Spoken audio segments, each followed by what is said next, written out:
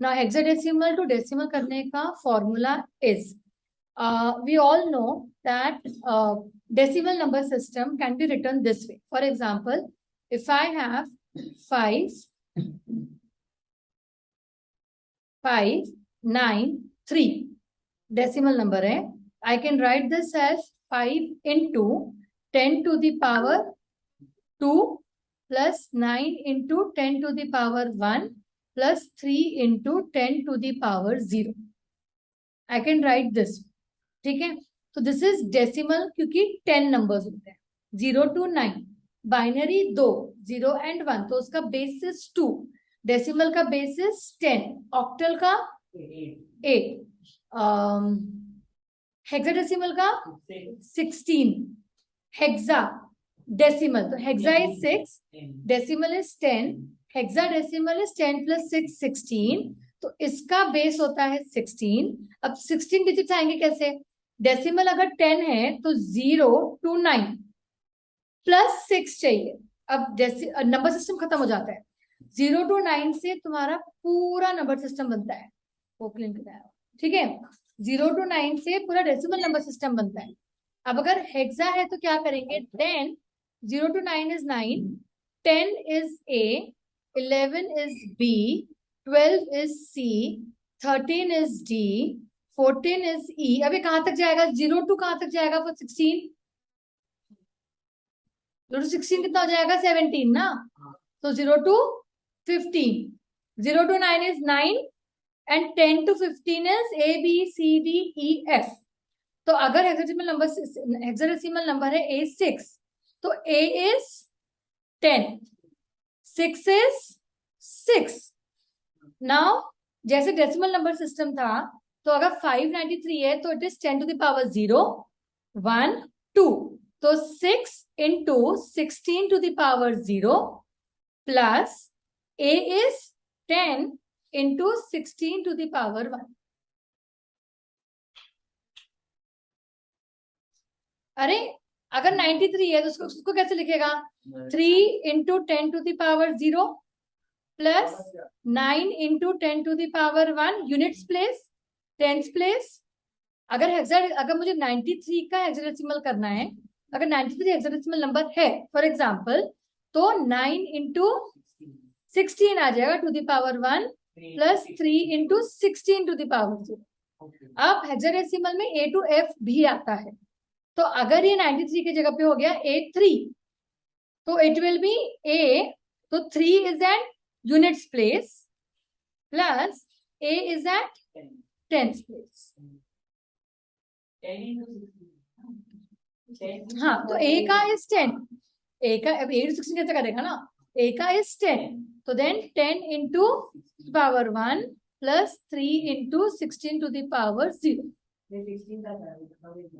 Hexadecimal number उसका base is 16, जैसे decimal का बेस इज 10, हेक्साडेसिमल का बेस इज 16. करेक्ट? तो हमें ये चाहिए ना, क्योंकि हमने इसको स्ट्रिंग इनपुट लिया है, तो we have A, we have 6, we have 4, we have B. इसका इंडेक्स है 0, इसका इंडेक्स है 1, इसका इंडेक्स है 2, इसका इंडेक्स है 3.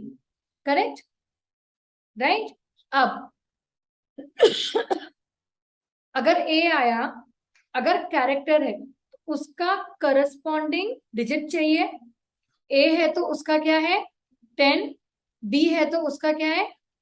11 एंड सो ऑन. C है तो 12, ब्ला ब्ला ब्ला. ठीक है. अब अगर फर्स्ट डिजिट आया of hexadecimal which is a character, ठीक है, तो हमें देखना है कि वो कैरेक्टर 10 to 15 में से कौन सा है. राइट असरार? ठीक है. तो इंडेक्स है 0. अब अगर A आया तो A का है 10, B आया तो B का है 11. अगर सपोज कोई कैरेक्टर आया E, तो हमें शुरू कहां से करना पड़ेगा? 10 से हर बार.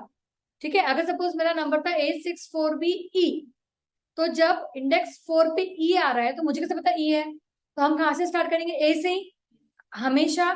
तो जो हर कैरेक्टर आएगा स्ट्रिंग का, उसके लिए वो हमेशा स्टार्ट होना चाहिए A से फॉर एवरी कैरेक्टर. एंड जो ये वैल्यू है, तो ए का 10, बी का 11, वो भी हमेशा हमेशा स्टार्ट होना चाहिए 10 से, एवरी टाइम।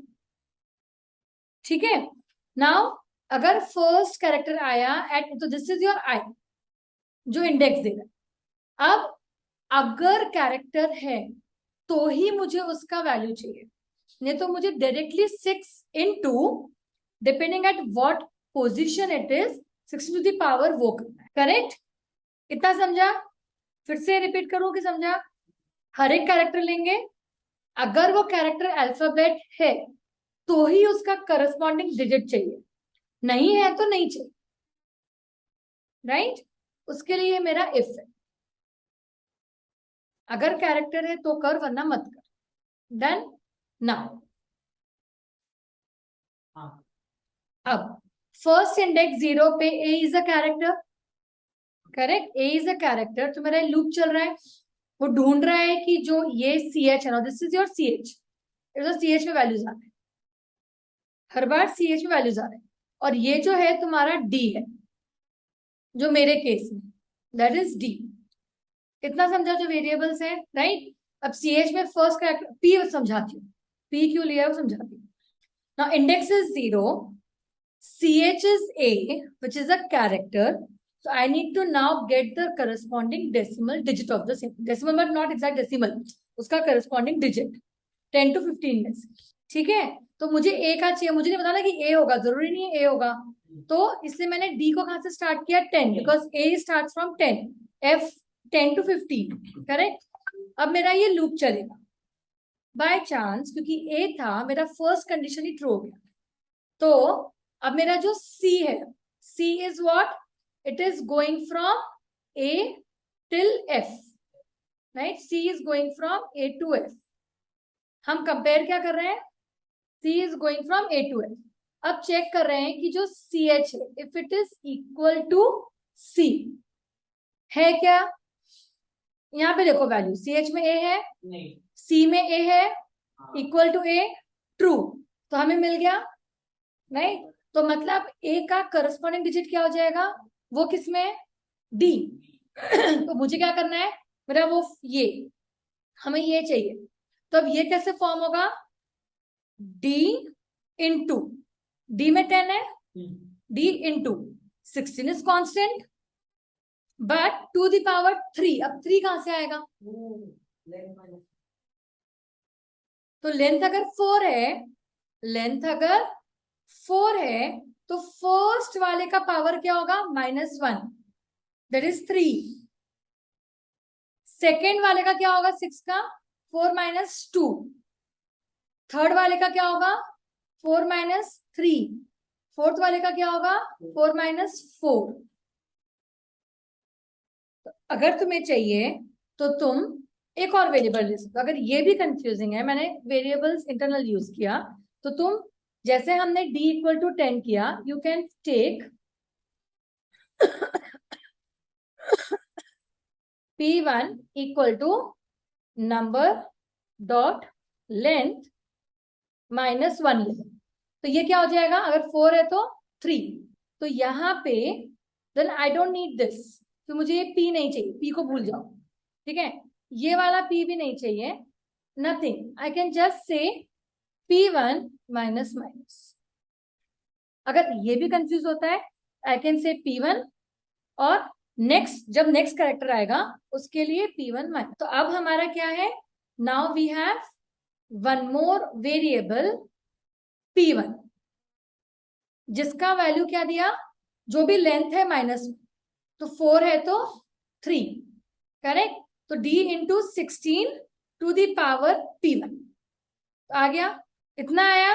अब अगर नेक्स्ट डिजिट आया, इंडेक्स इज 1, अब नेक्स्ट आया 6 कैरेक्टर नहीं है तो डायरेक्टली यहां पे जाएगा।